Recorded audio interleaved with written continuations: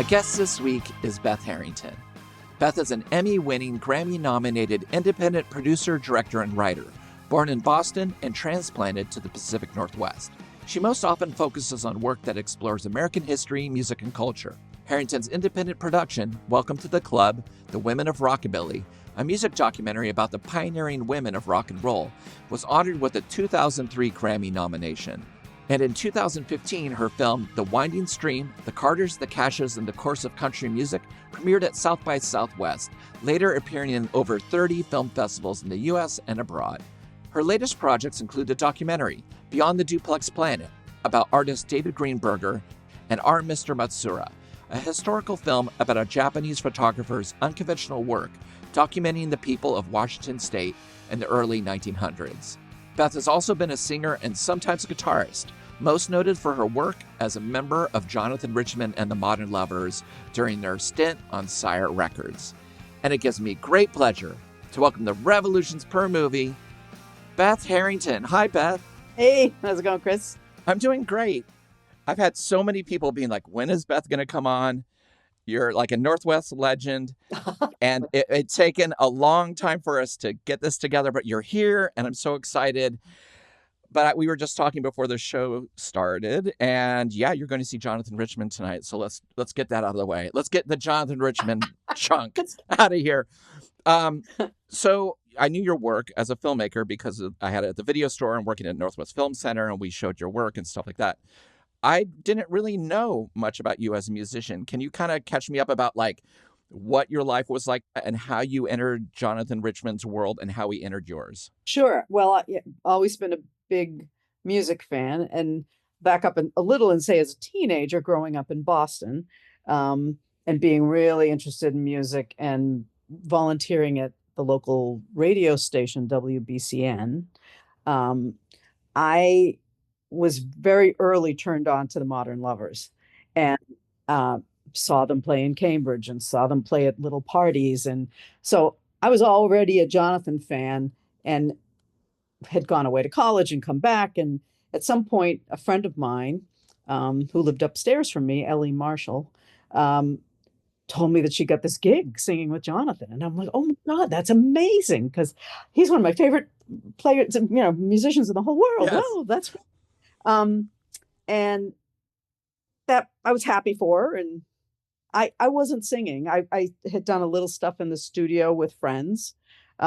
It was a secret fantasy of mine, but it was nothing I had acted on, and didn't really see my place in that world because, I'm an okay singer. Kind of highly mediocre.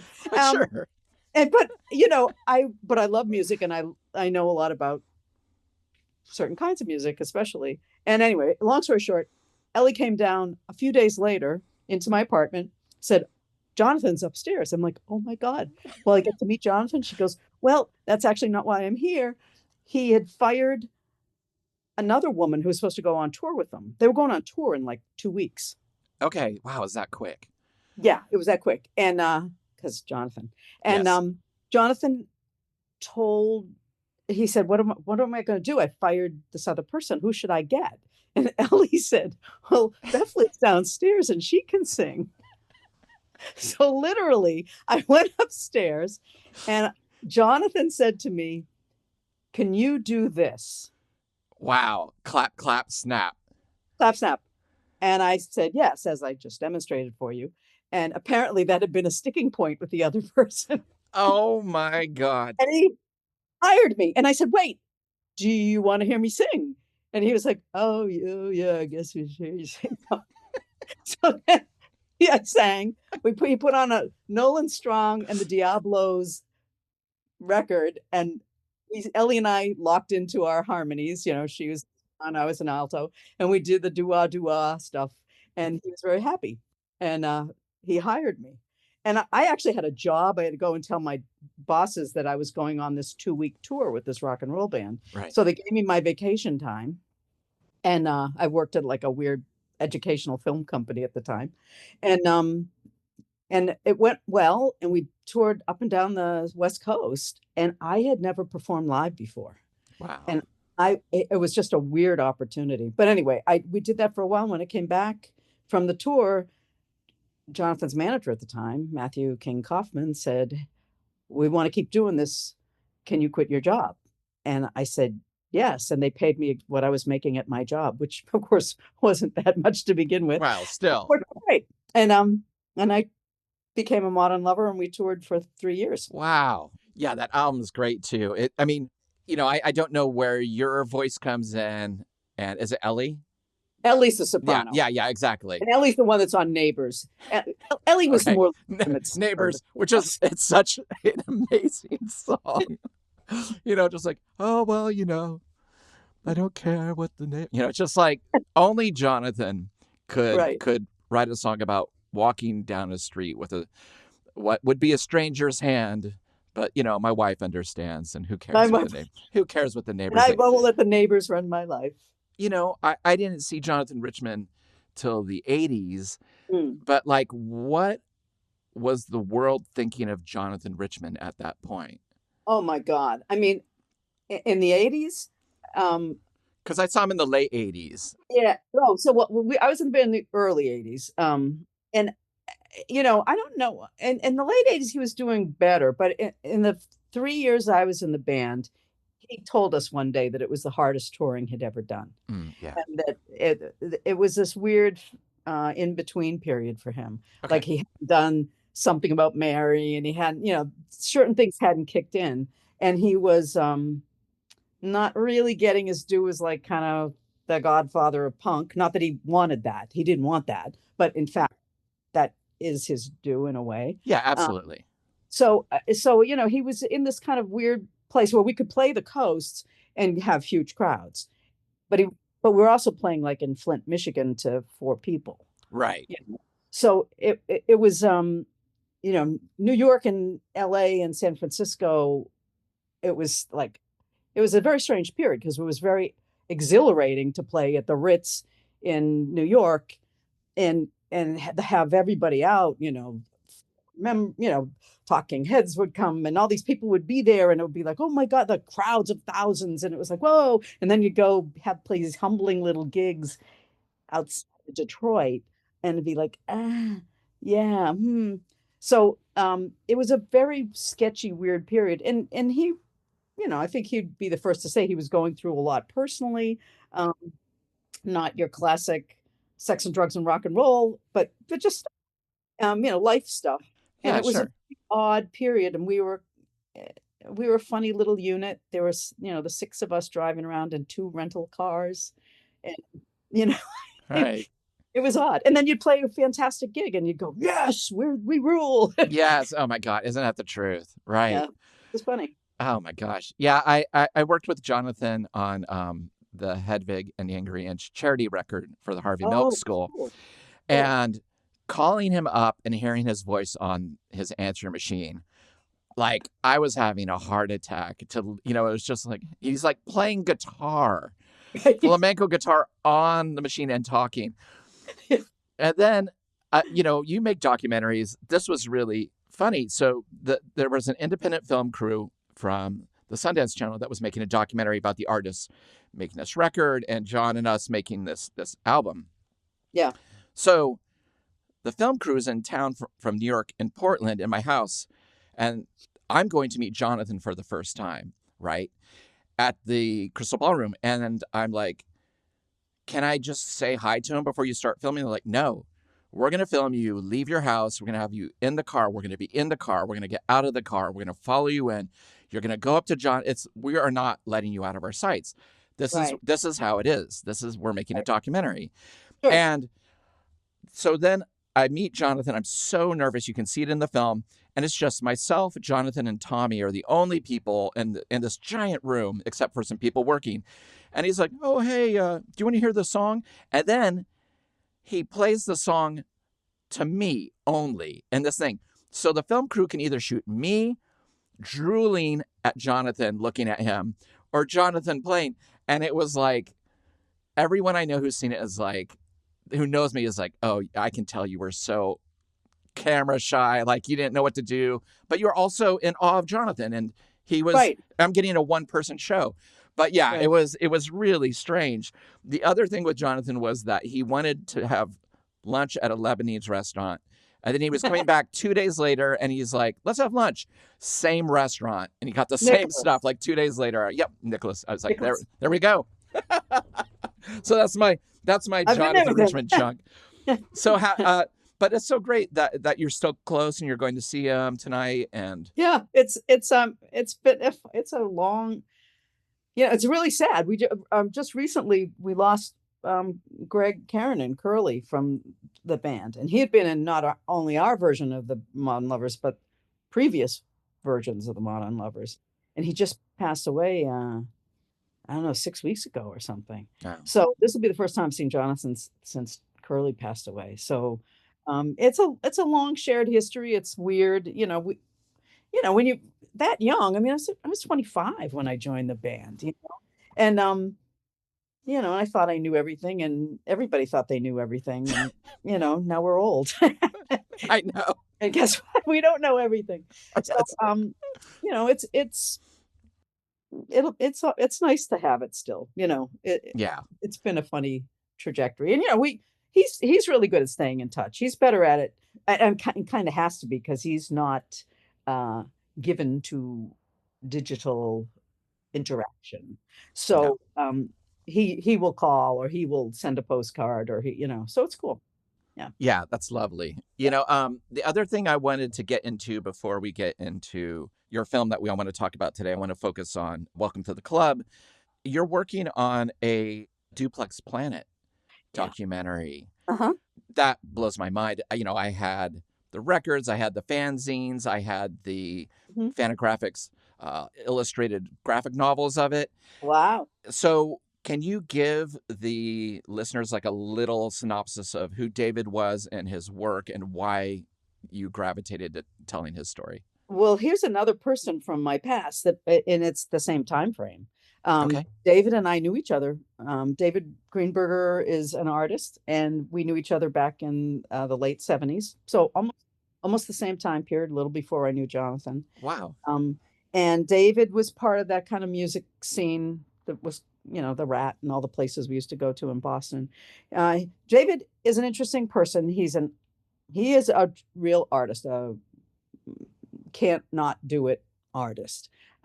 He's found ways to take care of himself and his family, and that's all good. But he's like an artist in its purest sense, I think. And he did a thing in the 70s that's pretty much has stayed with him all these years, which is he graduated from art school and got a job right out of art school as a nursing home activities director, and began to interview the men at this mom and pop nursing home that he worked at, which was called the Duplex Nursing Home. And that nursing home became the focus of this work that became his palette, became the work that he did as an artist. And also gave these men like this incredible window outside the nursing home, and a window into the nursing home for people outside the nursing home.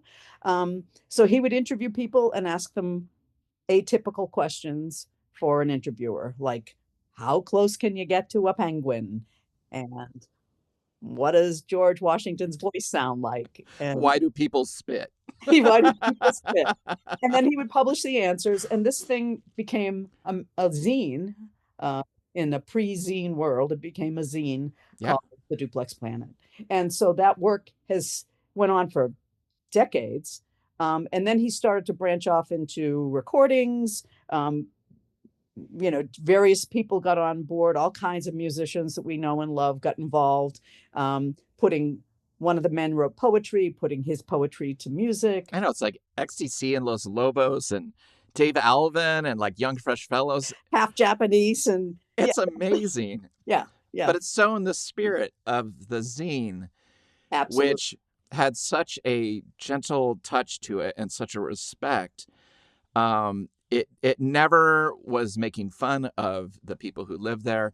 It was just kind of like, like one of my favorite things was the Ken's Corner section. David would play records and then ask them what they thought. And so just the honesty of Ken, you kind of get it. Like if he plays them The Residents and he's like, this reminds me of the Three Stooges, you kind of understand why. It's like it's kind of right, in a funny way. Yeah, absolutely. That guy was amazing, Ken Eglin, and we have a clip in the film where he's on a weird cable show with David, and the MC who's in on all of it says, "Ken, I'm going to play you some cuts, and you just do some off the cuff reviewing." And he plays Ken Captain Beefheart, and Ken's reaction is, "Huh, this sounds like David's band." And at the time, David was in a band, Men and Volts, that began as a Captain Beefheart cover band. Wow. Yeah, killer. Nailed it. He nailed it. And Yeah. so David nurtured all these relationships with people, but not like a social worker kind of thing. Just like these were people in his life, and it was all integrated. So the film is about David doing all that work, but it's also about a little bit about aging, because David's been doing this for 40 something years. And, I've been with him, with filming him. And when we're out places, we both come to the realization on a couple of occasions that the people he's talking to are younger than us. Yes. Yes. And when he started, there were 40 years between him and his subjects. Now there's like maybe one. Yes. It's like, I am supposed to be in here now and Right. be taken care of. Making all these documentaries that you do, for instance, on this one, when did you start this? Because it's still being worked on. Yeah, well, the good news is literally as of last night, it's picture locked. Just have to run it by some lawyers and we're good. So, oh my God, yeah, congrats. That's crazy. Yeah. It'll be out this fall sometime. So I've been working on it. We started in 2017. Wow. And of course, it got interrupted by COVID. That's how, in fact, part of the film is we see what David did during COVID. Because, of course, his thing is being with people in the same room and talking. Yes. And to old people who were very much the target of what was happening then, right? So it's we're really excited. It's finally it took forever, but it's finally done. I'm so excited because I had some VHS tapes of Duplex Planet at the store too. Wow. And I think I had a bootleg of cable access stuff that you're talking about too. Uh-huh. I remember. And Jim McKay had made a film called Lighthearted Nation. Do you know that one? Yes. Yeah. And then there was another one that our executive producer actually made, Ken Jay Rooney, that was a film called Your Own True Self. Okay. So there were two very early Duplex films, and the footage features very heavily in ours, but then takes it up to the present with, what's going on. Yeah, it seems like the right time in a funny way. Well, I feel like this and this other film that I just finished are both about artists who build community, and God knows we need them. Yeah. So I didn't start out to make films that were going to speak to the time necessarily, but I think they'd kind of do. So right. Well, for instance, the 2003 documentary that we're going to talk about today, Welcome to the Club, The Women of Rockabilly, that is interesting because it's like about an hour long. It's like a different sized project. Right. Is that a blessing or a curse when you're trying to make a documentary? Like, is it kind of nice to have something that's going to be a little more concise, or is that just like, I can't do that? The reason it's that length is that the funding came from public television. Right. So it's a classic PBS hour, which is 56 minutes and 40 seconds. Right. Yeah. Brought to you by the Chubb Foundation and all that stuff. Yeah, viewers like you. Yeah. So that's why it's at length. Right. And I was very grateful because I don't know who else was going to fund that film. And so it was the Independent Television Service, which is part of the Corporation for Public Broadcasting, which, by the way, is probably not going to exist much longer. I know. But at the time, that was where the funding came from. But it is a blessing to have. I think I'm not comparing myself to Igor Stravinsky, so let's get that up front. But Stravinsky, I'm going to clip that, and that's going to all it's going to say at the top. Beth Harrington says. Beth says. Stravinsky talked about liking commissions because there were constraints, because otherwise he would have no constraints. So which I thought was funny coming from him. But there is something good to saying this thing could go on, or I need to make it very concise. And especially since it was a little bit inside baseball, because it's about women, rockabilly singers. And, for a lot of people, they think they don't know what rockabilly is. I mean, if you say Elvis and Jerry Lee Lewis, then they know what it is, but I mean, people who know music know what it is, but people who don't, you have to explain that. And so it was good to have, and it was an early film for me, or an early-ish film. I'd made shorter films and had wanted to make that for years, but hadn't known how to get the funding. That was a good constraint to have. And I did know that I couldn't interview everybody, so I had to pick a few women, and that's what I did. So there are 4 women that are featured in it and some others that are mentioned, but. Oh yeah, and you picked the right 4. But it's so funny because, I had such an aversion growing up in the 80s to just the word country, right? Because the Reagan times, I just was like, oh, this is us versus them, kind of weird, Right. red versus blue. Yep. But there was so much rockabilly in the underground, Dead Kennedys, X, Flesh Eaters, all had massive rockabillys running through them. But I didn't know, right? Yeah. To me, it was, they're just going da da da da da and that fast, and I'm like, yeah, cool. I don't know what this is. Right. So, and of course, I had, I knew the Cramps and Stray Cats and Reverend Horton Heat were like rockabilly with a capital R, like, in a box. Right. But it was funny. I did have, a Collins Kid record. I did have a Wanda Jackson record. It was like part of, like, it was in there with the Stooges. It was like you had those things. And so, if you hear Wanda Jackson sing, I never kissed a bear, I never kissed a goon, but I can shake a chicken in the middle of a room. You're like, what are you playing? It was on every mixtape I ever was handed. And then it was on every mixtape I handed to someone else. So what was your introduction to this? I knew rockabilly. I'm older than you, but not by a hell of a lot. But I knew rockabilly also from listening to the radio when I was a little kid. There was the oldies of my little 7-year-old, 8-year-old life were those records. Okay. The top 40 station that I listened to as a kid, WMEX in Boston, would play those kinds of oldies. And so I heard, Jerry Lee and Wanda and some other people. And the punk scene in Boston very much had that in the mix. And I was in that world, the new wave punks world of the 70s, late 70s, early 80s.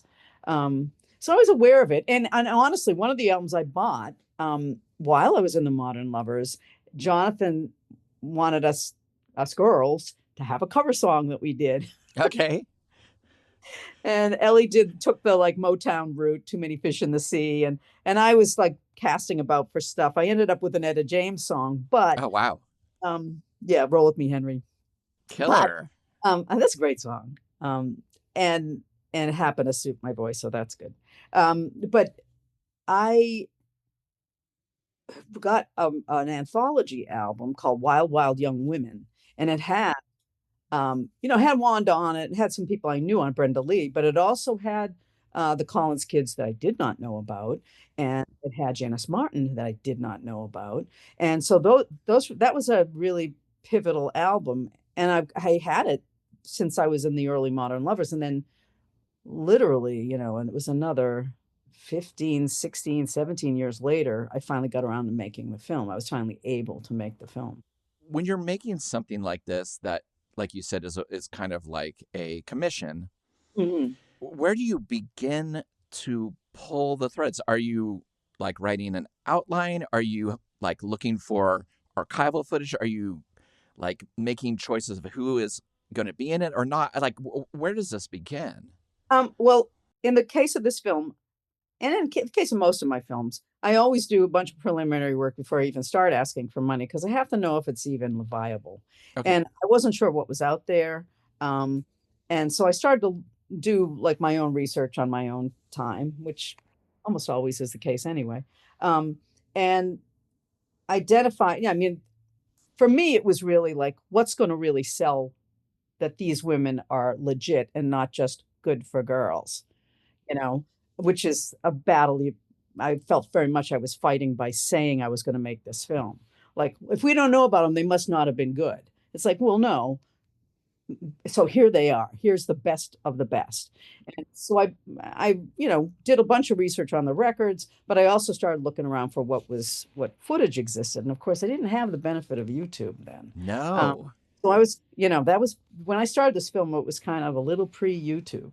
So I was kind of poking around on my own, going, calling archives at Country Music Hall of Fame and other archives, saying, what do you got? And I quickly found out, there was Town Hall Party, so the Collinses were on that. There is, of course, Brenda Lee footage that I was aware of, and there's also Wanda footage from Town Hall Party and other things. The thing that I never came up with and couldn't find was footage of Janice Martin, but her records were so strong. I was like, screw it, I got to have her in it. Like, she's got to be in it. She's really, really important. So I ended up taking that, writing a treatment, which sounds, I think young filmmakers think that's like an old fogey thing to do, but I always like to write a prose version of what I imagine the film is going to look like. Not a script so much, but like, this happens, we see this footage, we hear this person talk about X. So I did that and then started submitting it for grants. And I got some grants to push it a little bit to start doing some preliminary interviews. And then I got the big enchilada, which was this broadcast. It wasn't even really a grant, it was a contract. And that was the independent television service. And they gave me money to travel, to, be able to really shoot without worrying so much about shooting. So that worked out great. And it happened in those days that a lot of what was happening with at least two of these acts, the Collins kids and Janice, was that they were doing these rockabilly revival shows. So I was able to go to a thing called Viva Las Vegas for a couple of years in a row and get amazing, footage of them performing and the crowds adoring them. And honestly, that was kind of a revelation for me as we were making the film, because I knew there would be fans, but I assumed they'd all be peers of these women. I didn't think there'd be 19-year-olds. And that was amazing. And that infused some life into the film that it would not have had otherwise. Like, there young fans going, "Oh my God, it's Wanda." And I'm like, "Oh." Yeah, Viva Las Vegas is going into its 29th year. Right. Yeah. It's like, I had the dates here. Let's see. Yeah, it's happening April 9th through 12th next year. It's usually like Easter weekend. Yeah. Yeah, it's so funny. Yeah. But I did want to ask you, because before you introduce, your gang of, the four rockabilly artists that you want to concentrate on, you open the film with a sequence on Charlene Arthur, and that has reenactment in it. Right. It's like the only portion of the film that has that. What made you want to kick the film off that way? It was, again, the sort of problem of like, what do I have to work with? And I think there's been more stuff sort of uncovered since then, but we had a little bit of actual footage of her from a thing called the Big D Jamboree in Dallas, Texas, in early 50s or something, or mid. So I had that, but it wasn't enough to really flesh out a whole sequence. And we had audio material. We had her talking to a reporter saying, "I was shaking that thing before Elvis even thought about it." Like, that's really cool. But I didn't have anything to show for it. And I was like, well, so we resorted to reenactment. It's not a choice I would make now, but it worked at the time for what I was trying to get across. So was that a real barn that said Dr. Pierce's favorite prescription for weak women? That's a real barn. It's out. It's here, though. It's not in the South. Okay. It's actually in, I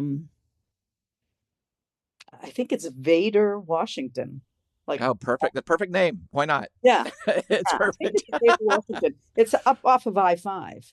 And and my husband Andy drove me there. We were coming back from our honeymoon, and he said, "Oh, I want to show you this. So now that we're married," and we drove, and it says, tonic for weak women. And I'm like, "Oh my God, that's amazing!" And so I tucked Yeah. it away in the back of my head. And when we were trying to illustrate, Charlene's attitude, um, I flashed on that bar, and I thought, "Oh, that would be good." So Yeah. Well, I love how you introduce the gang, basically. I love the tags they have.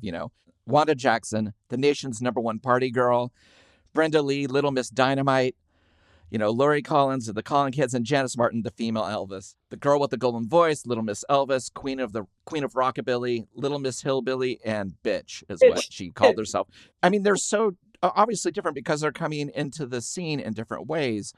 One of the things that I thought was pretty interesting was that they all seem to be, for better or worse, encouraged by their parents right? to work and like, you're just going to do this. You're too good. I found that really kind of shocking at the time that Yeah, these parents were like fighting for their kids to be like, yeah, no, you be yourself. Like, let's lower the dress. Let's make it provocative. Let's do the things you want to do. You want to be yourself. You have every right to wear what you want, even if like the sponsors are freaking out. right, right. Well, and I think that it is really striking, and there are different motivations. I think for some of it. I mean, some of it's strictly like we need to eat. Like in Yes. Brenda's case, you are the cash cow. You got we the family. Her father was killed in a construction accident, and you're our breadwinner, little girl. Um, and even in the case of the Collins kids, I mean, it was interesting. Several of these folks are from Oklahoma. Things were bad. People moved to California, Dust Bowl, post Dust Bowl stuff. Um, but a lot of it is like survival. The Collins kids were kind of keeping their family going. But the other thing is, some of these parents, in Janice's case, I think in Brenda's case, um, from what I understand, I didn't ever meet Brenda's mother. I met the Collins's mother. I mean, I don't have kids, but my from my own experience with my parents, they wanted me to do well. They wanted me to exceed them. And that was certainly in the mix. But I also think for some of these women, it was like, you are going to live out the dreams and stage mother stuff. You were going to live out the dream that I didn't get to pursue. Yeah. Genesis' mom, Jewel Martin, Right. says, I was a very intelligent person and I've got a little of it yet. She points to her head. And then she said, my happiness came through the accomplishments of my daughter. But Yeah. that's a lot of weight. That is a lot of weight. Yeah. It's a lot of weight. Yeah. I mean, these were the other thing that's interesting about all these women is they're all really young. I mean, they're like Britney Spears starting out young. They're 15, 14, and in Brenda's case, even a little younger. Um, so there's that. But they're treated like adults because they're the in show business. Um, so it doesn't end up being terribly surprising that three of the four of them elope. Yeah. They get married without telling anybody because they're like feeling their oats and they think they're adults. So it's a weird this has all these strange pressures on them. And it's not news that women feel pressure in these exceptional circumstances they end up in, but um it is interesting that group. I found there were such compelling women, and at that stage in their life, they were already, I guess, they were in their 60s, 50s, and 60s when I met them, largely, and so they really had some, you know, distance to look back on, I just found amazing. It was weird to me that they didn't really know each other. You Oh, know, I didn't know that. because they were I think some of it got remedied over time, but they were on these package tours where they were the one girl, right? So they Right. almost by definition didn't interact with each other because I'm the one girl on this tour and you're the one girl on that tour. So they're very curious about each other.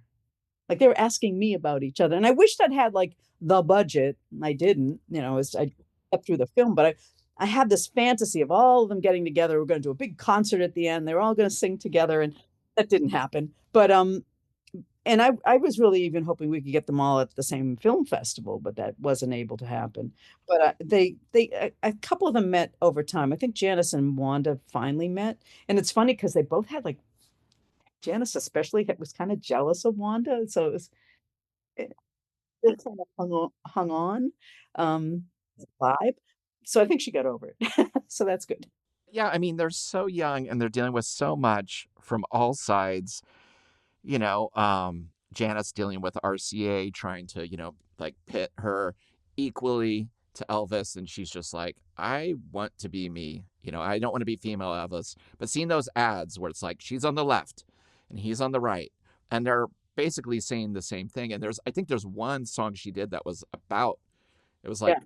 My Boy Elvis. My Boy was Elvis. one of the songs. It's like, she didn't want to do that. Oh, it's so the stuff she did do, like left to her own devices, the stuff she picked and the stuff that she was involved in was really authentic. And My Boy Elvis is it's what it sounds like. It's a novelty song, for a time period. So I'm curious about, in the film, all four of these artists are so open about the highs and lows of their experiences. A lot of them left music for a period of time and then found their way back because they were like, I was not myself without it. Yeah. How do you go about, starting interviewing these people so that they can just open up like this? I spend a lot of time without a camera. I never show up. I mean, once or twice in my career, it's happened that I didn't have a choice and we showed up with a camera kind of without meeting ahead of time. But I just never do that. And I didn't in this case either. But I had, I did especially after I got the grant, or the contract with ITVS, I was able to like go to Oklahoma and hang out, and spend a weekend or two with Wanda. And that went a long way because in Wanda's case, her husband was her manager, and she liked me, but he was really having none of me. He was like, "You're from the East Coast, aren't you?" I'm like, "Yes, I am." Right. Right. I was trying to say I was from Vancouver, Washington, but he was something exotic. Yeah, like he was Vancouver, not buying it. And I was like, "Oh." Right. Fortunately for me, I have a secret weapon, which is I brought my husband Andy, who is from Montana, and he's a volcano scientist, but is from Montana, and he presents as one of the boys. And Right. Okay. so he loved Andy, and Andy kept Wendell busy, and I talked to one. So we did that. But mostly, it was really just a lot of phone calls and visiting, and I try to be really, really well versed in what I can find. Once but I also I want people to lead me places they want to go, because from interviewing people, you ask people questions and they can answer those, but it's the one time where they kind of go off on their tangent. You go, oh, that's that thing you were just talking about. The rest of the episode is going to be all volcano talk, by the way. I forgot Fair to enough. tell you. Fair enough. I'll get a minute. They seem so excited. Like, I don't know if they were at a period where they were like, this is the right time for me to talk about this. Well, that is also true. That it's hard to remember now, especially because Wanda ended up having a big career after the film got made. Real resurgence of working with Jack White and being inducted. Brenda and Wanda got inducted into the Rock Hall of Fame after this. So I like to think at least help raise their profile. But before then, Wanda had just kind of tiptoed back into rockabilly. She'd been on the road doing gospel, like mission work. Right. She's a fundamentalist Christian, and she was out there doing evangelical singing. So that is one of the reasons her husband was so suspicious of me. It's like, what are your intentions, you know? But she was also just getting the kinds of offers that meant that, well, maybe we should be looking at this. Um, so, you know, she says in the film, we went to the Lord in prayer and the Lord said I should do this. And I'm like, well, that's great for all of us that the Lord said that because came back and did it with a vengeance. Um, and the same with, you know, it just started happening again for Janice. I never actually thought that I would be able to film any of these women performing. I thought I was going to be using archival footage and doing it. It never occurred to me that there would be a Viva Las Vegas where the Collins kids and Janice would be playing. It was amazing. And then, you know, to be able to go up, you know, get footage of Janice playing places. And we didn't get Brenda doing a contemporary thing. And that's largely because she really wasn't doing rockabilly. I mean, that was a small part of her career in a way. But you know, just the idea that they hadn't been asked in a long time. Right. They hadn't really um, even been back in rockabilly all that long. You know, I mean, some of them had still been playing, but not playing rockabilly music. So. I know in the film it's mentioned a lot that there were so many unsung, forgotten women in rockabilly, and you know it would be hard, like you said, to be able to include it all. But I was really interested in a few of the people that you decided to pick to be part of the film. Mhm. I really loved the interviews with Robert Oermann. Is that how you say his name? Yep. And Mary Bufwack. Yeah. They are so excited to talk to whoever's on the other side of this viewing experience Yeah. about their mission with this music. It is palpable and it's so funny and fun. And I just being in a car with them, driving through America to find people to interview. I wish I could have been in the back seat. I know they're great, and um, you know they're interesting because I think for them too, you know, they're both well-known writers on country music. Bob especially is has gone on, but Mary was more of an academic and taught, and she provides a lot of what I consider really important context culturally about where women were at and reminding people of where women were at then. But Bob, you know, they'd done all this huge book on women in country music that nothing had ever been done like that before. Right. Um, and a huge component of that book was the rockabilly book. And by the way, the album I was talking about earlier, The Wild Wild Young Women, was an outgrowth of that book. And I had the album before I knew the book existed. And so they were responsible for that anthology. They curated, you know, that anthology of music. So they were passionate not just about the whole, you know, larger rubric of country music, women in country music. They really had drilled down into women in rockabilly. So when I showed up saying I wanted to make a film, they were like, "Oh my God." You know, they were really, you know, they were primed to do that, which was very cool. Yeah, when he's talking about the Sing Along With Mitch albums that are these really corny. I'd never heard of those. Oh, And watching this TV show of the word he was one of the heads of Columbia, right? Mitch Miller? was. Yeah. Yeah.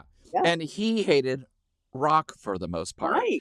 And he's signing like rock acts Like and the doing Collins kids. Yeah. and doing Yeah. nothing. But the way he says, "Oh, he's the one," and he can't control his face. That's right. Just the cynicism, just being like, "That was garbage." And then you Oh, cut to it, and you're like, Mitch in front with like a men's choir behind him, and he's just like, yeah, singing these stupid songs. It's incredible. But that's what, like late 50s television then? no, I mean, I saw it as a kid. It was in the Oh, wow. So it went through. 60s. It was hard. What It was what hard. weird programming. What weird programming to be like, "Oh yeah, I'm the head of a record label and I also sing with the bouncing dot for you on That TV." last gasp of like, you know, the record labels being a certain way and run a certain way and television being run a certain way. And then all of a sudden going, wait, this as a tiger that we've only barely got by the tail, and not making it mesh, like, not figuring out, let it alone, let it be what it is, them what they did to what Mitch, Miller did to the Collins kids is terrible, I know. turned them into a kiddie act, and they were serious musicians, so Oh, well, you have people trying to get the silver Beatles signed, right? right, right. And they're like, pass. Yeah, Like, and right. is it Brenda Lee that did it? Was it? Lee was pushing. Yeah. Yeah. And she's like, I tried, but Yeah, they were like, this is the way they look. yep, It's not going to buy anything. yeah, The other person I really loved that was in the film was Big Al Downing. yeah, You played piano with Wanda Jackson on, she played on Let's Have a Party and a lot of her records and was in her touring band. mhm, And just them being one of the first integrated bands in the US touring around, and just the stories of promoters in like Butte, Montana saying, he's got to leave the stage before you continue. And they're like, we're leaving then. No, no, no. Wait, what are you doing? No, we're going. And her talking about he just couldn't even leave the stage to use the restroom. It was just like he had to just he couldn't wander. I didn't know him as an artist until this film. I did not know who he was. right. And this is not a news story, obviously. But it was really great to hear him talk about how he was like, I love the music. I wasn't going anywhere. I'll sit there and play. I'll do whatever. I'm not going anywhere. And Wanda having his back too. So Yeah, yeah, he was a lovely man, and really wanted to talk about all of it, which was great, and, it was a great window into, obviously, the kind of, discrimination that was rampant then, and, "Hey, welcome back." But, it also it shows that, um, I do like the fact that Al's, um, passion for the music, um, really illustrates, sort of in a subtle way, how the industry came to categorize music and who got to play what and what it was called. And so, Al talks about how his father used to listen to the Grand Ole Opry, and that no one could touch the dial because his father, a black man in, uh, I want to say Arkansas. I think he's from Arkansas. Um, Listening to the Opry. At the moment, I thought, "Oh, that's unusual." It's like, it's not unusual. Everybody listened to everything. The record companies put labels on it. The record companies put people in boxes. So of course Al loved the music, and of course he was really good at it because he heard it all his life.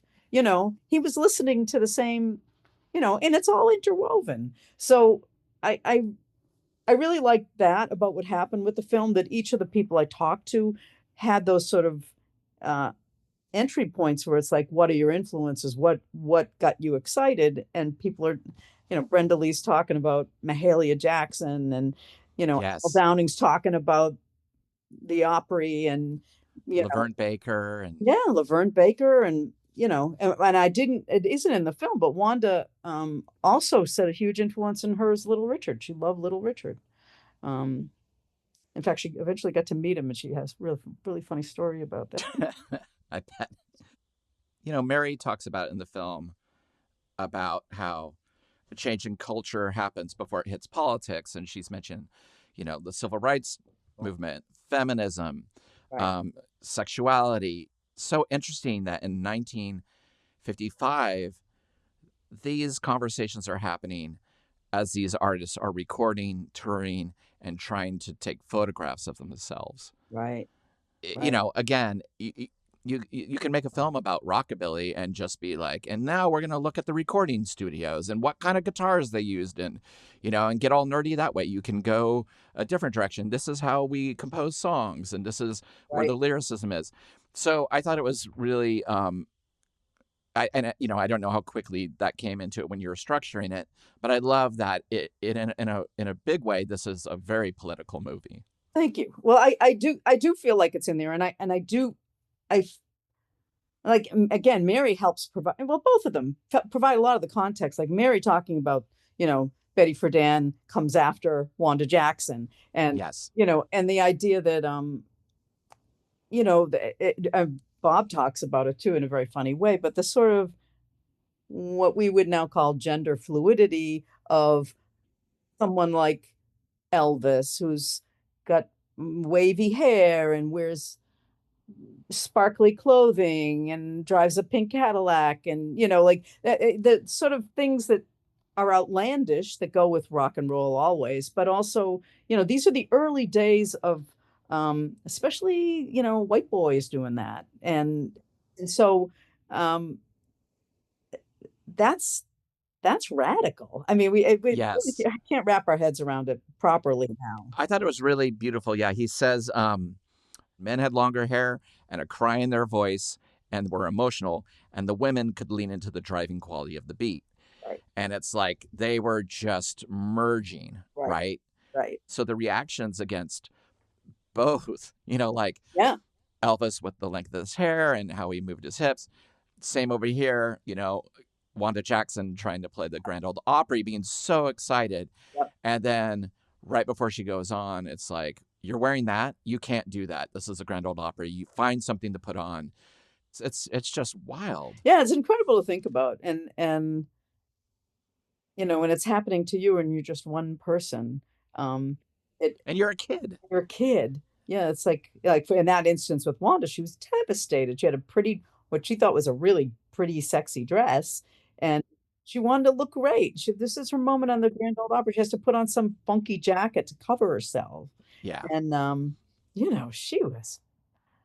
I can imagine it. I can put myself in her place. I'm younger than her, but I can imagine that. Because I remember those kinds of put downs too, and it's like, oh yeah.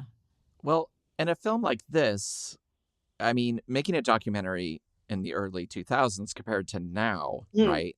I mean, back then it's shot on film. right. Your cinematographer, Kyle Kibbe, Mhm. and and it was so funny. Your editor, David Timoner, is that his? Timona. Yeah, yeah, who did Dig, and his sister, was Yep. made, well, We Live in Public and other films that I had at the store as well.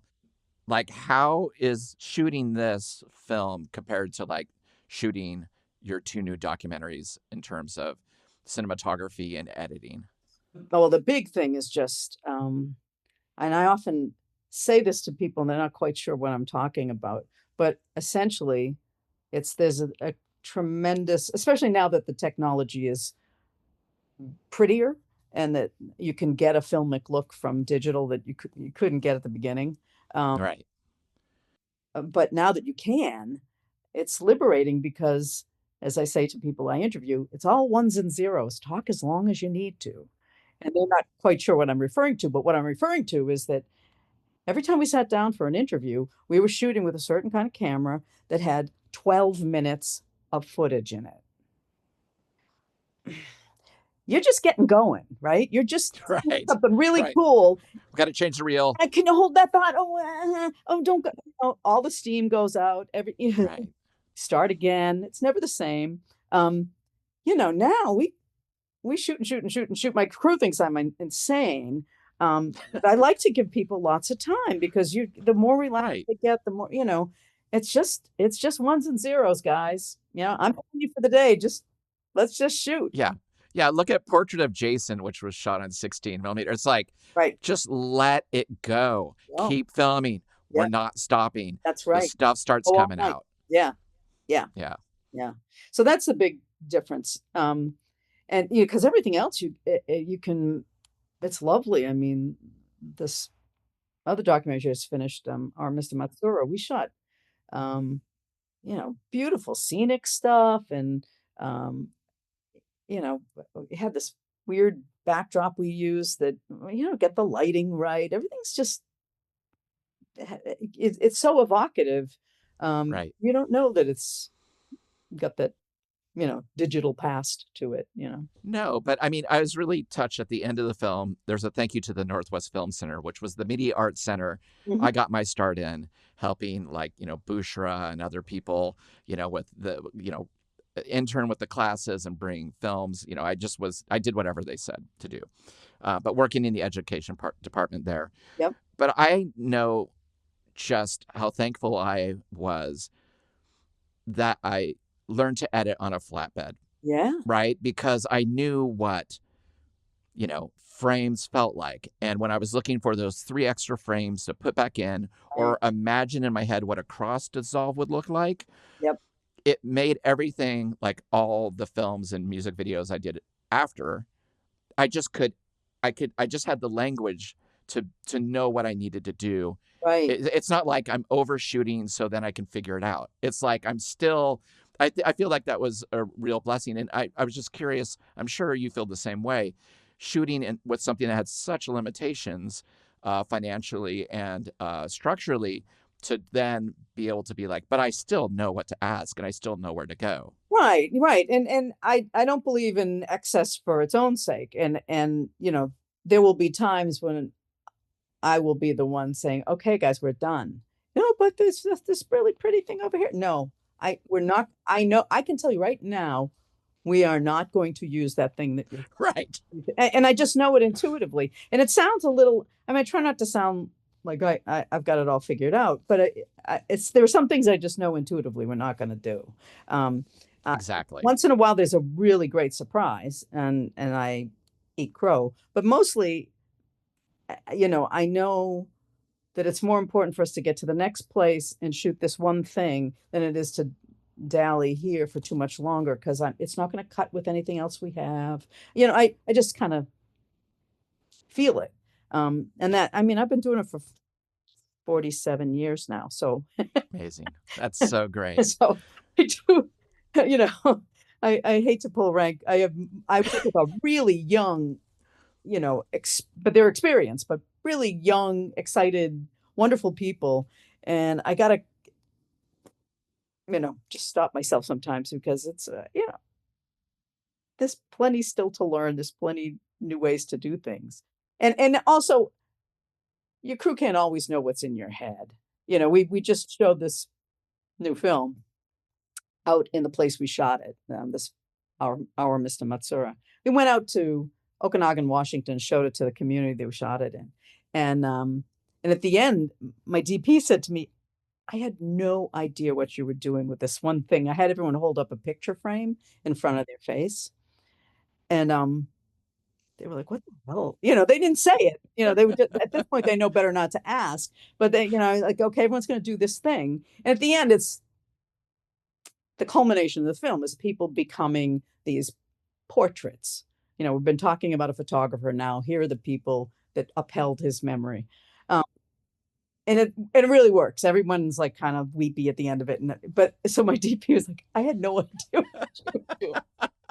And I knew not to ask anything. So, I love that. I had a vision. Right. So, Beth, it was a total honor to be able to talk to you again. I'm not kidding. People that I work around and know, they're just like, when are you going to have Beth on? So again, I'm really touched that we got to do this. I'm a big fan of your work, and I'm really excited about these 2 new films. It's doing my head in. They're going to be so great. And I will put a link to this film in the show notes so people can find it online. Great. And also a link to your website so people can see what's coming up and your future work. Terrific. But of course, I got to ask you a final question, and it's always the same question, but I tailor it depending on what we're talking about. Okay. So on a scale from 3 being the lowest to 26 being the highest, how many shaking of chickens in the middle of a room do you give your experience of making Welcome to the Club, the Women of Rockabilly? 3 shaking chickens in the middle room to 26. It's a total 26 shaken chickens. There's no question. Absolutely. That is the right answer. That is what I had here. 26. As you can see, it is perfect. Thank you so much, Beth. It was so good to see you. And have fun tonight with Jonathan. Thank you. I will. Take care. Bye-bye. Thanks so much. Bye, Beth. Thank you for listening to Revolutions Per Movie. We release new episodes every Thursday on your favorite podcast app and additional bonus episodes every Sunday on our Patreon. The show's a completely independent affair, so the best way to support the show is through our Patreon at patreon.com/revolutionspermovie, where you can get weekly bonus episodes and shows, exclusive limited edition flexi discs and records and CDs featuring guests that have appeared on the show, and other exclusive goods sent to you just for joining. You can follow us on social media at Revolutions Per Movie, and also find out more information about our various guests in the episode show notes.